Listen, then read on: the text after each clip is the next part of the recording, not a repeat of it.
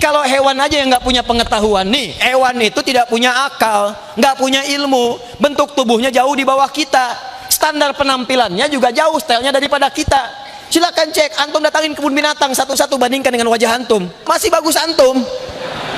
Absen satu-satu, monyet datang, lihat antum, lihat singa datang, lihat antum, masih bagus antum. Jadi kalau antum mulia dengan ilmu, punya akal, penampilan bagus, kenapa dalam urusan ini masih kalah sama monyet, masih kalah sama kambing? Tinggalkan sudah, ini bukan level kita, jauhi. Makanya kebiasaan manusia dengan hewan itu beda. Silakan cek, kuda keliling Bengkulu nggak pakai celana, bangga aja. Depan antum dia bisa ketawa, hihi, oh ya. Antum beda, harus malu kalau keluar buka aurat. Binatang itu membuka aurat, antum menutup aurat. Jadi kalau pengen buka aurat jangan lomba dengan binatang, nggak akan menang, nggak akan menang. Saya kasih tahu dari sekarang. Dan binatang itu gerah kalau pakai baju. Silakan cek, kuda dibajuin gerah, antum kebalik, begitu dilepas gak enak. Makanya kalau ada manusia senang membuka aurat, sesungguhnya dia sedang menurunkan derajat kemanusiaan di hadapan Allah Subhanahu wa taala. Paham? Nih, dua, fisiknya sempurna. Awas, nanti kita akan bicara karena nanti ada setan khusus yang membisikkan manusia untuk merubah penampilan sampai ke jenis kelamin. Nanti awas, hati-hati. Nanti saya terangkan dalam kesempatan yang lain lah. Ada 9 jenis setan. Hati-hati, 9 jenis setan. Setan sholat ada, setan menggoda orang sholat. Di Abu Daud nomor hadis 857 sampai dikatakan oleh Nabi, begitu antum mau takbir itu masih biasa, tapi begitu anda mengucapkan Allahu Akbar, setan ini akan bekerja. Pekerjaan pertamanya kata Nabi, uzkur kada, uzkur kada. Dia akan mengatakan kepada anda, ingat ini ya, ingat itu ya. Makanya anda begitu takbir, itu tadinya nggak biasa-biasa aja, begitu takbir bisa mengingat semua yang tidak ingin diingat. Kunci mobil, ingat. WhatsApp belum dibalas, ingat. Pasang status belum, ingat. Kalau nggak percaya silahkan. Bahkan kata-kata saya ini pun antum akan ingat. Begitu sholat asar nanti takbir Allahu Akbar, ingat ya, kata Ustadz Adi, setan akan menggoda anda sampai ingat yang lain. Itu setan itu, setan ya. Hatta la yash'urul musalli kam raka'atan yusalli, sampai-sampai orang sholat ada yang nggak sadar berapa rakaat sedang menunaikan sholatnya. Ada hadisnya begitu bilangnya. Setan masjid ada setan masjid, jangan dikira nggak ada. Yang digoda DKM masjid, hati-hati itu. Setan wudu ada, setan wudu namanya walhan. Setan wudu itu walhan menggoda orang supaya ragu dengan wudunya.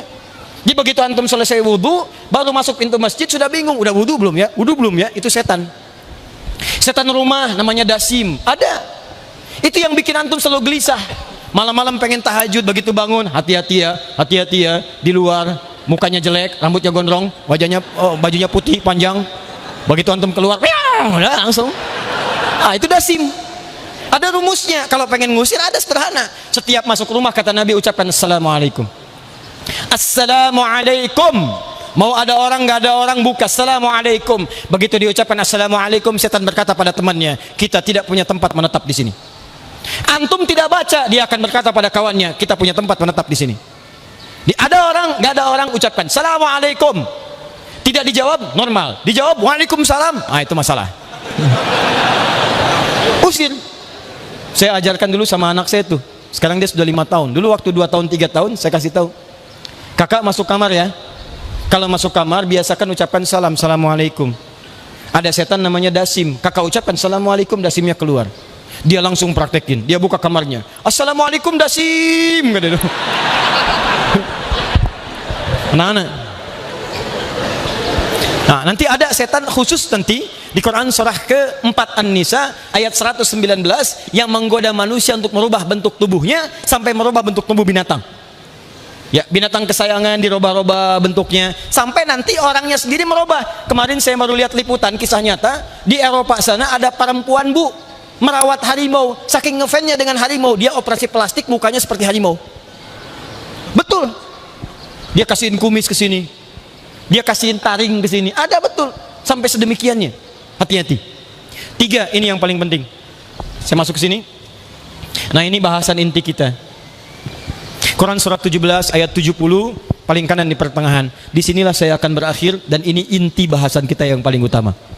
Ingat, lihat sini. Kita disebut mulia oleh Al-Quran karena punya apa pertama?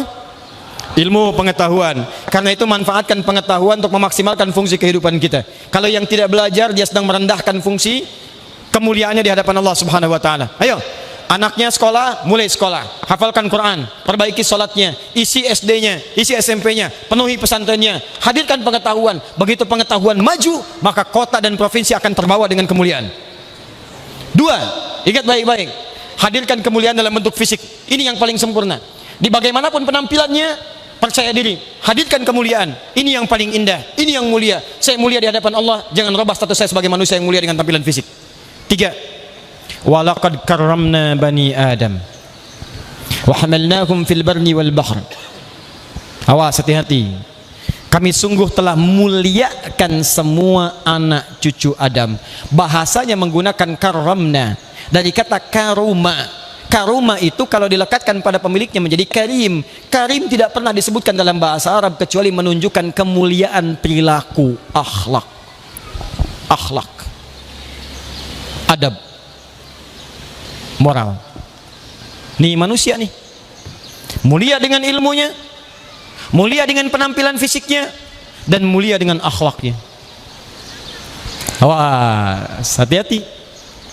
Jadi kalau ada manusia hidup tidak punya akhlak, dia sedang merendahkan kemanusiaan di hadapan Allah Subhanahu wa taala. Karena itu ketika Allah menyebutkan fungsi tubuh kita, tadi kan baru disebutkan mata mulia, telinga mulia, lisan mulia, sampai kaki mulia.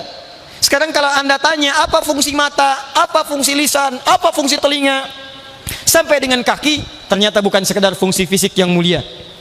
Semua fungsinya akan disebut mulia kalau memiliki yang ketiga ini. Ingat ya, walaupun Anda tampan, yang ibu cantik, tapi tidak punya yang ketiga ini, maka Anda akan dianggap rendah bukan hanya oleh Allah, tapi di hadapan masyarakat kehidupan Anda. Demi Allah saya katakan, saya cek dulu, secara fisik mata kita mulia. Nih mata mulia nih. Apa fungsi mata? Bukan. Fungsi mata bukan melihat.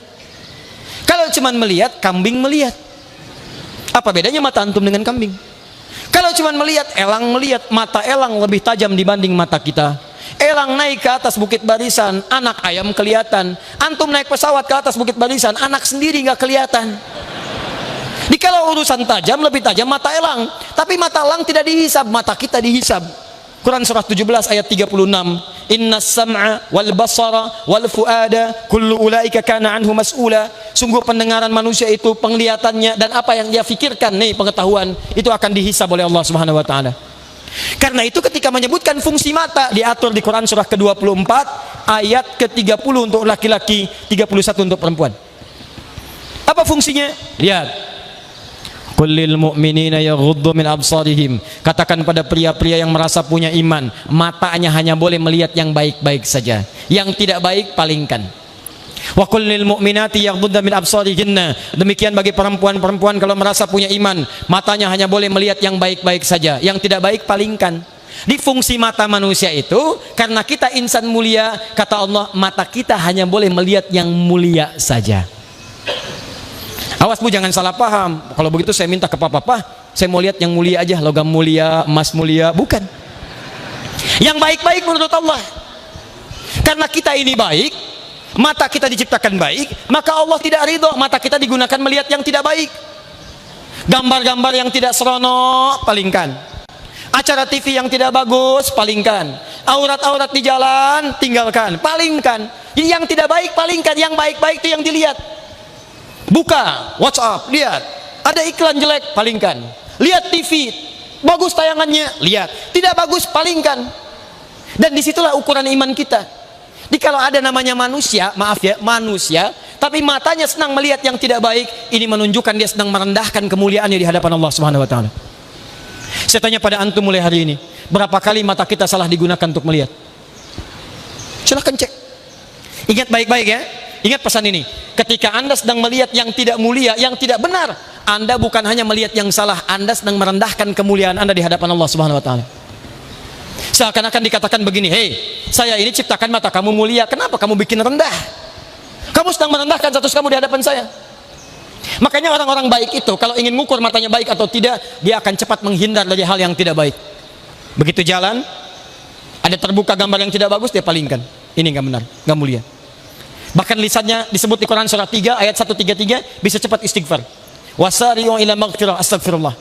Dia lihat TV begini, channelnya nggak bagus, iklan nggak bagus, dia ganti, astagfirullah, salah. Tapi antara istighfar, astagfirullah dengan melihat cepat. Ini bukan astagfirullah tapi masih dilihat, astagfirullah. Astagfirullah, benar ini, astagfirullah, sampai habis. Itu bukan mulia namanya. Lisan, apa fungsi lisan? Apa fungsi lisan? Berkata yang baik-baik. Turun kalimat Nabi, man kana yu'minu billahi wal yaumil akhir falyakul khairan aw liyasmut. Siapa yang merasa beriman pada Allah dan hari akhir, cukup katakan yang baik-baik. Kalau nggak bisa diam. Di fungsi lisan manusia itu cuma dua. Kalau bukan berkata yang baik, itu diam. Jadi kalau nggak bisa berkata yang baik, diam aja. Makanya muncul peribahasa, diam itu emas. Ketika tidak bisa bicara yang baik.